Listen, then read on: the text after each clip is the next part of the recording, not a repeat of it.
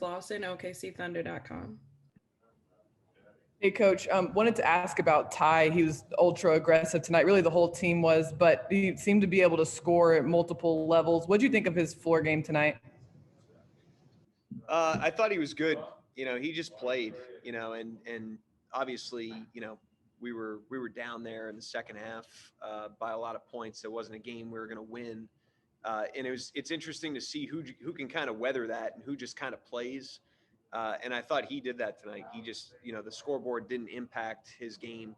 Made the right plays. He took the right shots. He competed defensively. I'd throw Bays in that category as well. Those are the two guys that really stood out in that way tonight. I was pretty impressed with just the way that they kind of, kept their head through the ups and downs of the game. Steve McGehee, News 9.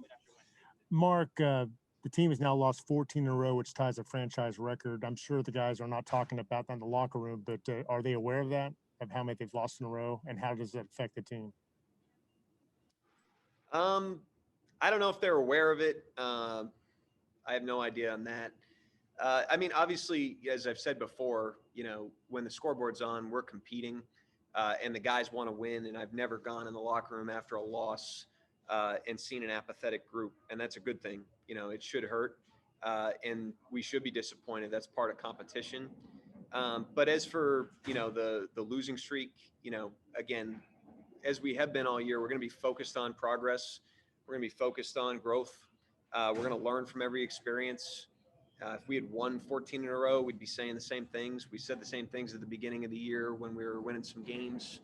And ultimately, this is an organization, it's amazing. I came here however many years ago, 7 years ago, and the team was rocking. It was one of the best teams in the league perennially. And what was fascinating to me was how much they referred to just the internal dialogue was referring to the 3-29 start in one of their first, couple of years, or maybe their first year in Oklahoma City.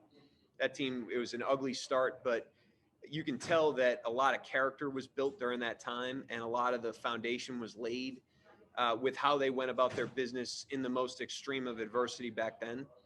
And right now, that's what we're focusing on, is how can we leverage the situation, as uncomfortable as it might be, into building a foundation for this particular, cycle of the team.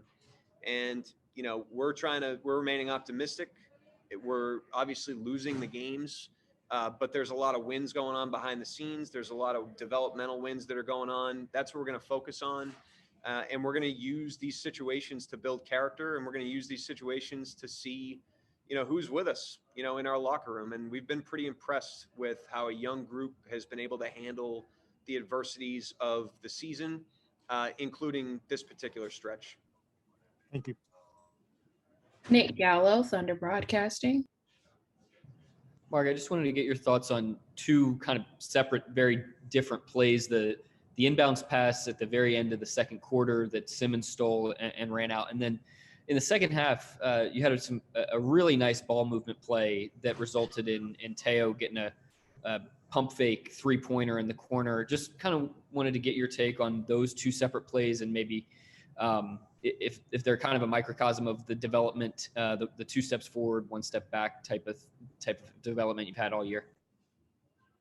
Well, it was more than 1 step back tonight, but the inbounds play is a good teaching point because we didn't execute the play. We have a short clock play for that situation that we've run throughout the year, and we kind of broke it off, in the floor, not even the inbounder. That wasn't the inbounder's fault. And at the end of the day, this is a good defensive team. They're sharp, they're long, and they're athletic, and you got to really fight for every single little execution moment that you can.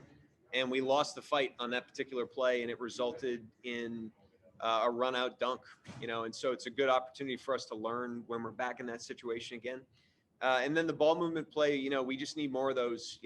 We obviously turned it over a ton tonight. And on that play in particular, it was, 6 or 7 really, really simple passes. And I just thought, we got a little over aggressive tonight against their team.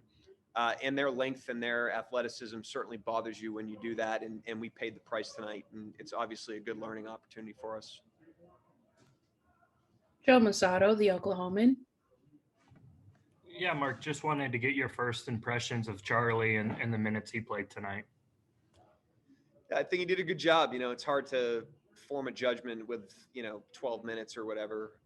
But at first, in the first impression, we're looking at is the person professional, which he's been.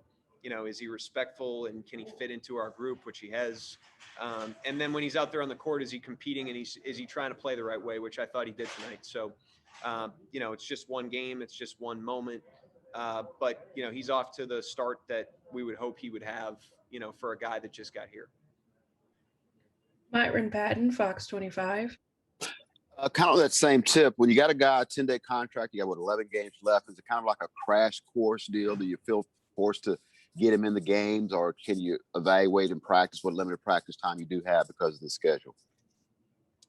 There's not enough practice time to use that as the evaluation. I mean, I didn't know whether we'd play him tonight, but the opportunities presented themselves. And part of the job, for our coaching staff, is not only to develop the guys, but to understand what the guys bring to the table and to explore the team like we've talked about throughout the year. That's something we've done from the get-go is, we've tried to make sure we get a good look at everybody that puts our uniform on. And a 10-day player is no different. I thought we did that with Justin Robinson. We've done it with Jalen. Obviously, he was a late addition on the two-way. And we'll do it with Charlie, and we'll continue to do it, when Deck comes aboard, we'll continue to do it all the way through. Andrew Schlecht, Down to Dunk.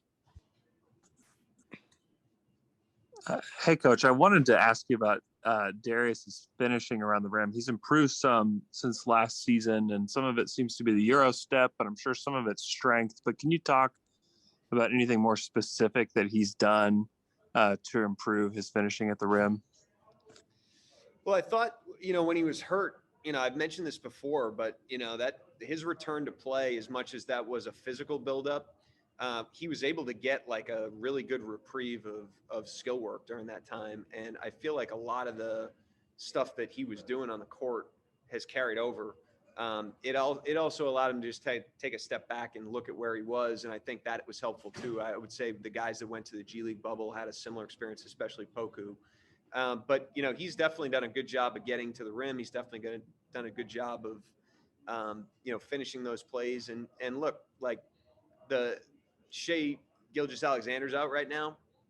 And there's good news and there's bad news with that. The bad news is a guy who is a primary creator and the top line of the other team's scouting report, and somebody that we can really rely on, especially against a team like this, to create plays, is not with us right now. And that's not ideal, obviously.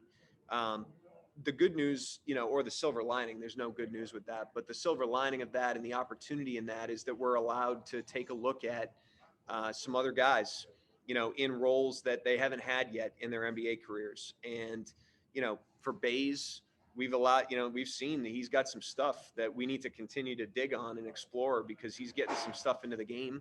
I would say a lot of our guys have done that. That's the upside of it. The downside is, on a night like tonight where you turn it over as much as we did, some of that is guys playing in those roles for the first time and going through the bumps of that growth process. And so, I think Bays' success is a product of all those things. Back to Steve McGahee.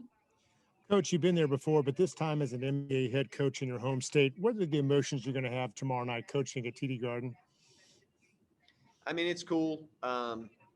It's definitely cool. But, at the end of the day, once the ball, it's like the players, when the ball goes up in the air, I'm all in with our team, especially right now. Like I said before, it's a time of adversity where we all get to show who we are, and there's nothing that's more important right now than me being very present with our players in their corner, continuing to challenge them and hold them to high standards, but also encourage them and help them grow.